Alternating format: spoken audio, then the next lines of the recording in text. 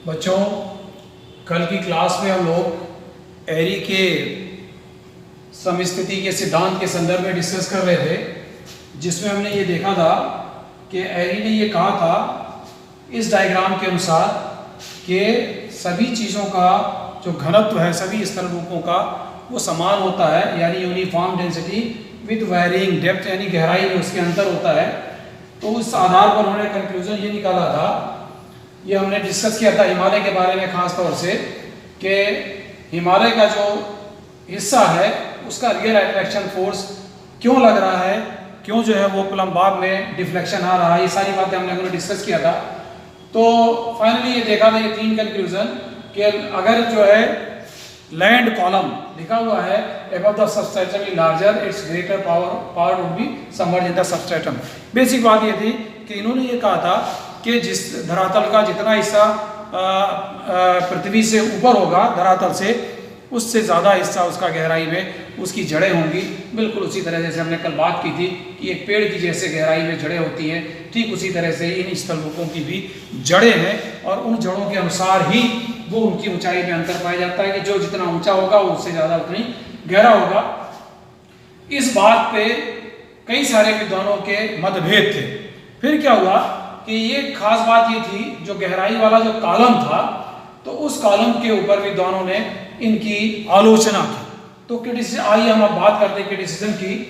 तो क्रिटिसिज्म यानी आलोचना में क्या कहा गया कि अगर हम एरी की बात माने और लॉ ऑफ फ्लोटेशन की बात माने तो होगा क्या, जो हिमालय हमारा 8,848 मीटर ऊंचा है यानी माउंट एवरेस्ट, अगर जैसा आइसबर्ग में होता है कि एक हिस्सा ऊपर और 9 हिस्सा पानी के नीचे होता है, ऐसा अगर मान लें कि माउंट एवरेस्ट की जो गहराई है जड़ की तो कितनी होगी, 8,848 multiplied by 9, that will be 79,632 metre, यानी 79,632 मीटर की गहराई में होगा, है ना। तो इतनी गहराई में उसकी जड़ें होंगी।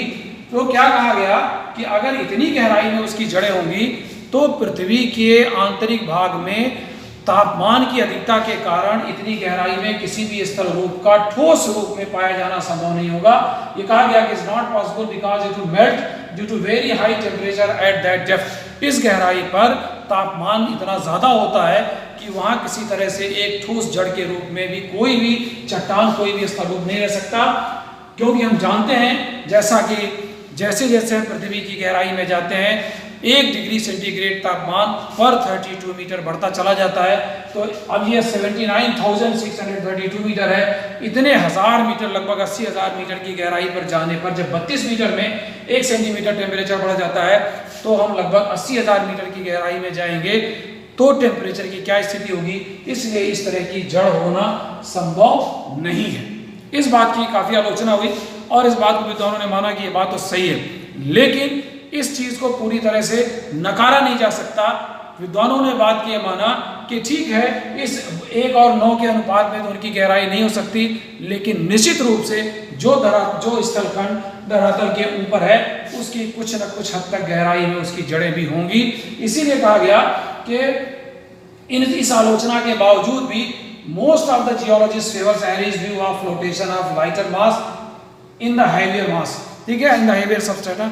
उसके बावजूद भी अधिकांश विद्वानों ने यह माना कि एरी ने जैसा कहा है कि लाइटर जो स्थलखंड है हिमालय जैसे, वो कम भार वाले, कम घनत्व वाले हैं। निश्चित रूप से जो आधा स्तर है जो भारी पदार्थों का बना हुआ है उसके ऊपर तैर तो रहे हैं, ये सबने माना। इसीलिए कहा जाता है कि एरी के व्यू को, इनके सिद्धांत को, प्लेट विवर्तनिकी का सिद्धांत भी इस सिद्धांत से सपोर्ट होता है।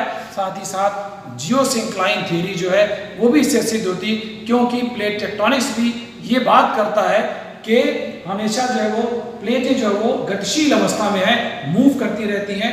तो यही बात एरी ने भी कहा है कि तैरती हैं चीजें, धरातल जो है हल्के द्रव्यमान वाला और भारी द्रव्यमान वाले उसमें तैरता है, जो बात प्लेट विवर्तनिकी भी कहती है। इसलिए कहा जाता है इन 2 बिंदुओं की वजह से ये थ्योरी एरी की प्लेट विवर्तनिकी को भी सपोर्ट करती है और जियोसिंक्लाइन थ्योरी को भी सपोर्ट करती है वर्तमान में भी।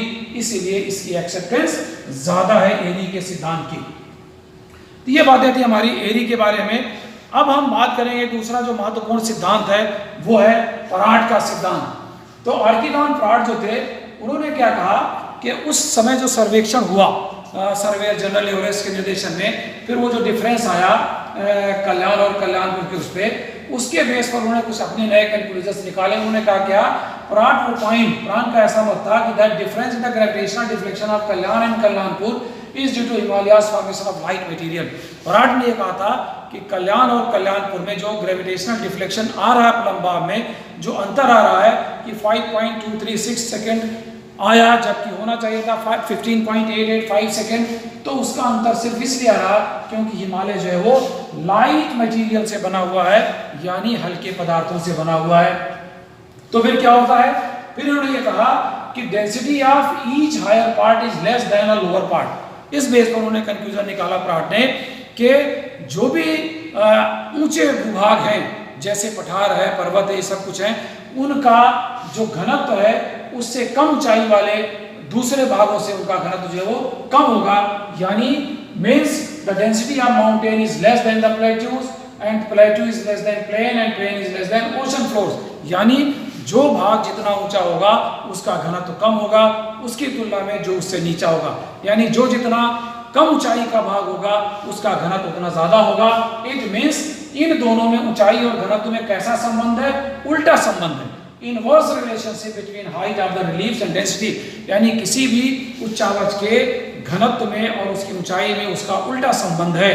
तो पर्वतों का घनत्व पठारों से कम, पठारों का घनत्व मैदानों से कम, मैदानों का घनत्व समुद्र तली से कम, यानी जैसे जैसे ऊंचाई कम होती गई वैसे वैसे घनत्व बढ़ता गया।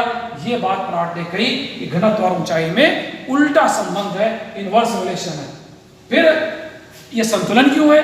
अगर ऐसा कुछ है ऊंचाई का और घनत्व का, तो संतुलन किस वजह से है? तो संतुलन के लिए उन्होंने क्या कहा पराट ने कि there is a level of compensation inside the earth, और उसको उन्होंने माना कि लगभग 100 किलोमीटर की गहराई पर एक तल है जिसको कहते हैं क्षतिपूर्ति तल, यानी कंपनसेशन का लेवल, जहां जाने के बाद उस 100 किलोमीटर की गहराई पर क्या होता है, below which no change in the density, यानी 100 किलोमीटर की गहराई जहां क्षतिपूर्ति तल पाया जाता है वहां जाके किसी तरह का कोई अंतर घनत्व में नहीं पाया जाता है। उसके नीचे जो कुछ भी घनत्व में अंतर आता है वो उस क्षतिपूर्ति तल के ऊपर ही होता है, और उस घनत्व के अंतर के कारण ही उनकी ऊंचाइयों में अंतर पाया जाता है, यानी जिसका घनत्व कम होगा उसकी ऊंचाई ज्यादा होगी, जिसका घनत्व ज्यादा होगा उसकी ऊंचाई कम होगी। ये बात उन्होंने कहा। तो यहाँ बात आ गई है law of level of compensation की, यानी वहां जाके सारी क्षति की पूर्ति हो जाती है। कुछ जितने भी पदार्थ हैं जैसे भी हों, अगर उनमें अंतर आता है तो ऊपर ऊपर अंतर आता नहीं, हर कॉलम का अपना अलग घनत्व होगा, पर्वत का अलग घनत्व होगा, पठार का अलग घनत्व होगा, मैदान का अलग घनत्व होगा, और उसी कॉलम में उनके डेंसिटी में चेंजेस होते हैं इस क्षतिपूर्ति तल के ऊपर। इसी बेस पे उन्होंने कहा था कि density varies only on this level, यानी फिर क्या कंक्लूजन निकाला कि उस लेवल पर जाने के बाद सारे के सारे घनत्व बराबर हो जाते हैं। इसका मतलब सभी उच्चावचों की जो गहराई है वो समान गहराई है। कहा गया यूनिफॉर्म डेप्थ मीन्स समान गहराई, एंड क्या कहा विद वेरिंग डेंसिटी, यानी असमान घनत्व। इन्होंने क्या कहा कि समान गहराई असमान घनत्व की बात की। इससे पहले हमने देखा था एरी के सिद्धांत में, एरी ने क्या कहा था कि असमान गहराई और समान घनत्व की उन्होंने बात की थी। ठीक है, वहां घनत्व में अंतर नहीं था, गहराई में अंतर था एरी के सिद्धांत में।